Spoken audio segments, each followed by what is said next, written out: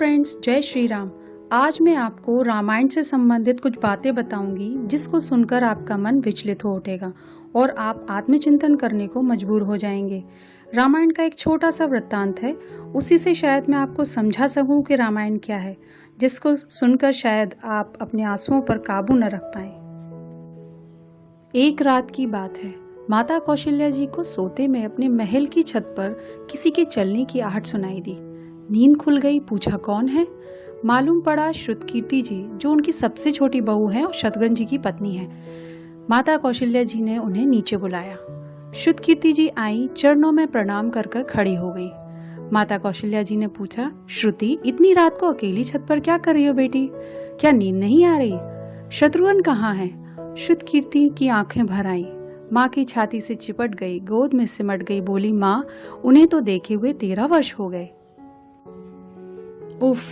कौशल्या जी का हृदय कांप कर छटपटा गया। तुरंत आवाज लगाई, सेवक दौड़े आए। आधी रात ही पालकी तैयार हुई। आज शत्रुघ्न जी की खोज होगी। माँ चल दी।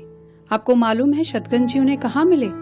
अयोध्या जी के जिस दरवाजे के बाहर भरत जी नंदीग्राम में तपस्वी होकर रहते हैं, उसी दरवाजे के भीतर एक पत्थर की शिला है। उसी शिला पर अपनी बाह का तकिया बनाकर लेटे मिले। माँ सिराने बैठ गई। बालों में हाथ फिराया तो शत्रुघ्न जी की आंखें खुल गईं। बोला, माँ, उठे और चरणों में गिरे। माँ, आपने कष्ट क्यों किया? मुझे बुलवा लिया होता। माँ ने कहा, शत्रुघ्न, यहाँ क्यों? शत्रुघ्न जी की रुलाई फूट पड़ी। बोले, माँ, भैया राम जी पिताजी की आज्ञा से वन चले गए। भैया लक्ष्मण जी उनके पीछे चले गए। भैया भरत जी भी नंदीग्राम में हैं। क्या ये महल, ये रथ, ये राजसी वस्त्र विधाता ने मेरे लिए बनाए हैं? माता कौशल्या जी निरुत्तर रह गई। देखो, क्या है ये राम कथा? यह भोग की नहीं, त्याग की कथा है। यहाँ त्याग की ही प्रतियोगिता चल रही है और सभी प्रथम है, कोई पीछे नहीं रहा। चारों भाइयों का प्रेम और त्याग एक दूसरे के प्रति अद्भुत, अभिनव और अलौकिक है। रामायण जीवन जीने की सबसे उत्तम शिक्षा देती है।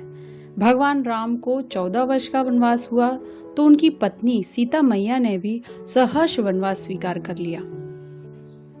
लक्ष्मण जी चले गए, परंतु 14 वर्ष तक उर्मिला ने एक तपस्विनी की भांति कठोर तप किया। वन में प्रभु श्री राम, माता सीता की सेवा में लक्ष्मण जी कभी सोए नहीं, परंतु उर्मिला जी ने भी अपने महल के द्वार कभी बंद नहीं किए और सारी रात जाग जाग कर उस दीपक की लौ को बुझने नहीं दिया। मेघनाथ से युद्ध करते हुए जब लक्ष्मण जी को शक्ति लग जाती है और हनुमान जी उनके लिए संजीवनी का पर्वत लेकर लौट रहे होते हैं, तो बीच में जब हनुमान जी अयोध्या के ऊपर से गुजर रहे थे तो भरत जी उन्हें राक्षस समझकर बाण मारते हैं और हनुमान जी नीचे गिर जाते हैं। तब हनुमान जी सारा वृत्तांत सुनाते हैं कि सीता जी को रावण हर ले गया, लक्ष्मण जी युद्ध में मूर्छित हो गए। यह सुनते ही कौशल्या जी कहती हैं कि राम को कहना, लक्ष्मण के बिना अयोध्या में पैर मत रखना, राम वन में ही रहे। तब माता सुमित्रा कहती हैं कि राम से कहना कि कोई बात नहीं, अभी शत्रुघ्न है, मैं उसे भेज दूंगी, मेरे दोनों पुत्र राम सेवा के लिए ही जन्मे हैं। माताओं का प्रेम देखकर हनुमान जी की आंखों में अश्रुधारा बह जाती है। परंतु जब उन्होंने उर्मिला जी को देखा तो सोचने लगी कि यह क्यों एकदम शांत और प्रसन्न खड़ी हैं? क्या इन्हें अपने पति के प्राणों की कोई चिंता नहीं? हनुमान जी पूछते हैं, देवी, आपकी प्रसन्नता का कारण क्या है? आपके पति के प्राणों संकट में हैं। सूर्य उदित होते ही सूर्य कुल का दीपक बुझ जाएगा। उर्मिला जी का उत्तर सुनकर तीनों लोगों का कोई भी प्राणी उनकी वंदना किए बगैर नहीं रह पाएगा। उर्मिला जी बोली, मेरा दीपक संकट में नहीं है, वो बुझ ही नहीं सकता। रही सूर्योदय की बात, तो आप चाहे तो कुछ दिन अयोध्या में विश्राम कर लीजिए, क्योंकि आपके वहां पहुंचे बिना सूर्योदित हो ही नहीं सकता। आपने कहा कि प्रभु श्री राम मेरे पति को अपनी गोद में लेकर बैठे हैं। जो योगेश्वर प्रभु श्री राम की गोद में लेटा हो, काल उसे छू ही नहीं सकता।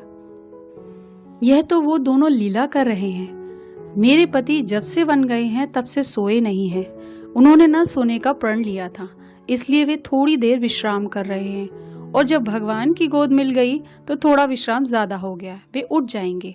और शक्ति मेरे पति को नहीं लगी, शक्ति तो प्रभु श्री राम को लगी है।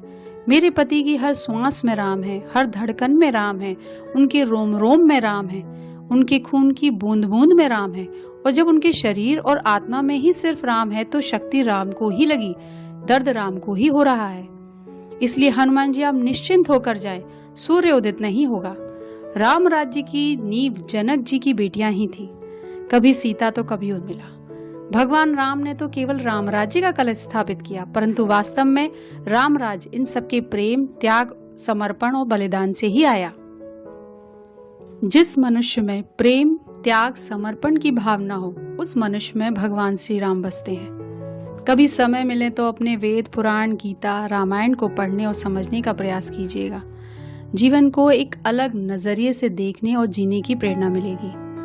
लक्ष्मण सा भाई हो, कौशल्या सी माई हो, स्वामी तुम जैसा हो, मेरा रघुराई हो, नगरी हो अयोध्या सी, रघुकुल सा घराना हो, चरण हो राघव के जहाँ मेरा ठिकाना हो त्याग भरत जैसा, सीता सी नारी हो, लव कुश के जैसी संतान हमारी हो, श्रद्धा हो श्रवण जैसी, सबरी सी भक्ति हो, हनुमत के जैसी निष्ठा और शक्ति हो। ये रामायण है प्रभु श्री राम की कथा। आशा करती हूँ कि रामायण से संबंधित ये जानकारी आपको पसंद आई होगी। अगर इस वीडियो से रिलेटेड कोई भी प्रश्न है आपका, तो आप मुझे कमेंट बॉक्स में लिख सकते हैं। और आपको ये वीडियो कैसा लगा, ये भी मुझे आप कमेंट बॉक्स में लिख के बता सकते हैं। और जाते जाते आपसे एक विनम्र निवेदन है, गौ माता की रक्षा करें, माता पिता की सेवा करें और स्त्रियों का सम्मान जरूर करें। धन्यवाद। जय श्री राम।